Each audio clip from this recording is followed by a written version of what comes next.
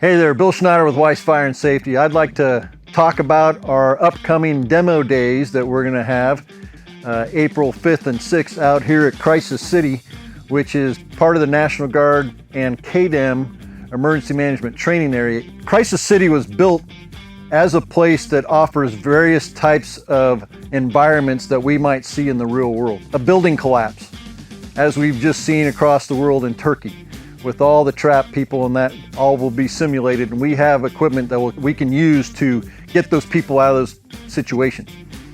We have the urban village where police departments and rescue personnel can look for lost people in a city environment.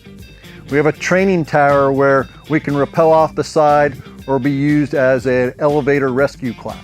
We're going to be bringing in a lot of our partners that we work with on a day-to-day basis to have them bring their equipment so that you can try it out for free.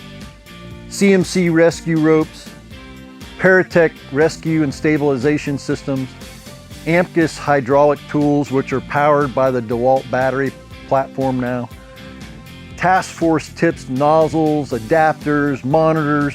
We're going to have our own draft commander out here where we can actually flow water, and you can try out whichever nozzle you want to try that they bring.